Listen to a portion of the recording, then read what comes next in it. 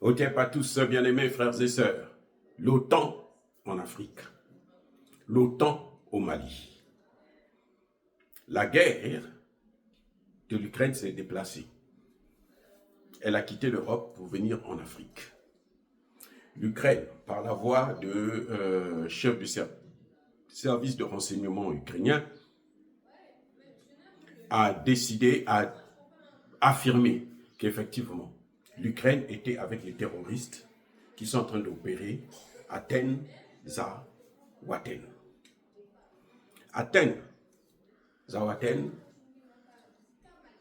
la guerre qu'il y a eu, quand il y a eu dernièrement quelques massacres, on a tué beaucoup de nos frères maliens et nos amis Wagner, c'était l'œuvre de l'Ukraine. Eh oui, avec la complicité bien sûr de l'Algérie. Je vous avais déjà dit que c'était une coalition. En fait, ils ne sont pas venus seulement d'Algérie. Ils sont venus du Maroc, ils sont venus de Mauritanie, du Bénin, de la Côte d'Ivoire. Tous les terroristes qu'ils forment là, par-ci, par-là, ils les ont ramenés à un moment donné en Algérie.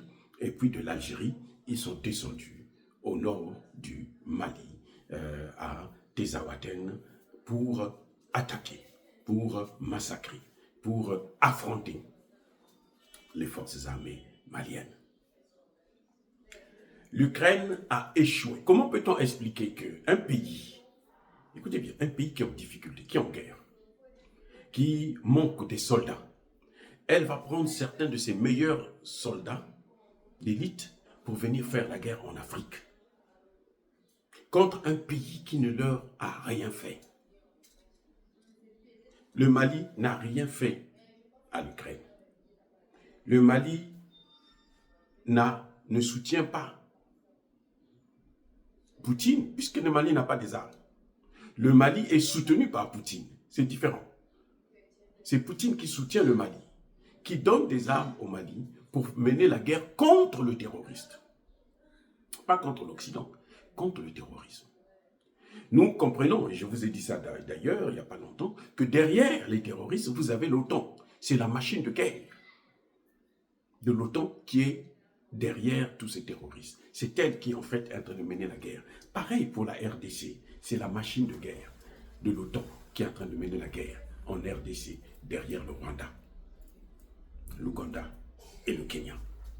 Et c'est pour ça que nous devons toujours demander à Tshisekedi de se tourner vers la Russie qui ne nous a jamais colonisés, qui ne nous a jamais fait du mal, qui au contraire est toujours venu voler au secours des Africains lorsqu'ils sont en difficulté contre l'impérialisme, la colonisation occidentale.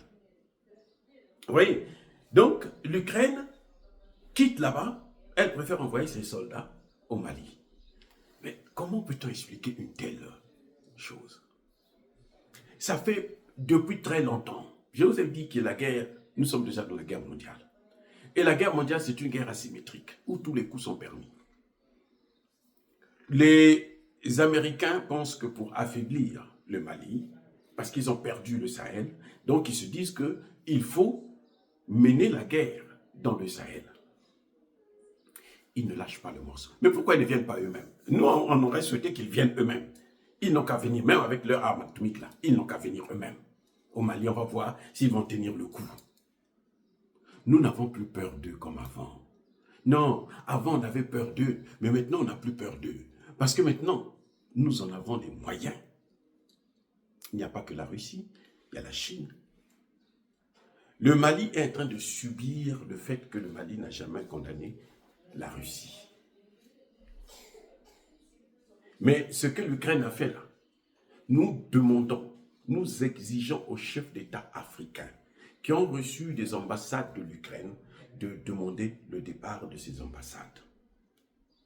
Je répète, nous demandons à tous ceux qui ont reçu des ambassades de l'Ukraine en Afrique de fermer ces ambassades. Tous ceux qui sont panafricanistes, ceux qui garderont, qu'ils sachent qu'ils seront nos ennemis et nous allons les combattre. C'est tout. Vous avez l'Ukraine chez vous, sur votre sol, des Ukrainiens sur votre sol, eh bien, ils seront nos ennemis. Vous avez vu entre le Niger et le Bénin, c'est quoi? C'est parce que les Français sont venus au Bénin. C'est pour ça que le Niger ne veut plus négocier avec le Bénin. C'est ça, c'est le seul problème. Hein. Sinon, le Bénin n'a aucun problème avec le Niger. Mais le Niger ne peut pas tolérer qu'un pays frère puisse héberger ses ennemis. Ce que l'Ukraine a fait, il faut que l'Ukraine puisse payer ça d'une manière ou d'une autre. Nous sommes dans la 3e guerre mondiale. Comme je l'ai déjà dit, c'est une guerre asymétrique où tous les coups sont permis. Nous aussi, nous devons donner des coups à l'Ukraine. Et nous allons passer par la fermeture des ambassades ukrainiennes en Afrique. Ils n'ont qu'à amener leurs ambassades aux États-Unis. Au lieu d'avoir une seule ambassade, ils n'ont qu'à ouvrir 10 ambassades ou 50 ambassades dans chaque État. Mais ce serait mieux. Nous, on s'en fout de ça. Mais qu'ils viennent, à partir du moment où ils viennent nous déranger au Mali, ils viennent soutenir les terroristes, ils viennent faire la guerre accompagner les terroristes dans la guerre, eh bien, qu'ils sachent que nous allons leur mener la guerre aussi. Et notre guerre, nous, on la mène aussi dans tous les domaines. Nous utilisons les moyens que nous avons. Les moyens que nous avons, c'est notre terre, c'est notre sol, ce sont nos matières premières qu'il faut fermer la porte à l'Ukraine, à tout Ukrainien.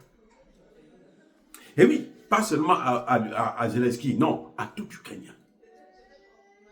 Voilà ce qu'il faut faire. Ça, c'est en tant que docteur en sciences politiques, je vous dis que la prévention des conflits oblige à ce que nous puissions agir de la sorte. Il faut agir d'une manière forte. Et qu'il faut considérer les pays qui continuent à garder des ambassades de l'Ukraine en Afrique comme étant nos ennemis. Maintenant, concernant l'OTAN, ils peuvent se mettre le doigt dans l'œil. Si l'OTAN a échoué en Russie, nous le savons, nous voyons les effets, nous voyons les résultats. Nous allons soutenir la dédollarisation. Et quand vous soutenez la dédollarisation, vous êtes en train de tuer l'euro. Alors, attendez, je reprends. Le dollar chute, l'Europe chute avec le dollar. Le dollar se stabilise, l'euro se stabilise. Donc, nous allons soutenir cela. Nous allons soutenir les BRICS. Parce que les BRICS vont détruire les institutions internationales, le Bretton Woods surtout, mais aussi celle de l'Organisation des Nations Unies. C'est ça qui est en train de se passer. Les Américains ont bien tué l'Organisation mondiale du commerce. Personne n'a dit un seul mot, parce qu'ils ne respectent aucune décision de cette organisation. Donc, si nous, on se passe de l'ONU, qu'est-ce que ça veut dire? Le Premier ministre burkinabé l'avait dit, Tambela. Nous sommes prêts à quitter l'ONU. Que les Nations Unies sachent que nous sommes prêts à quitter l'ONU, ça ne nous apporte rien. Rester ou partir, c'est la même chose pour nous. Il vaut mieux partir, au moins on se débarrasse d'une peste,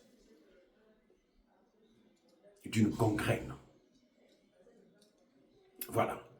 Donc, l'OTAN et l'Ukraine devraient savoir, si ils ont été battus en Ukraine sur le sol ukrainien, l'Ukraine est en voie de disparition en tant qu'État.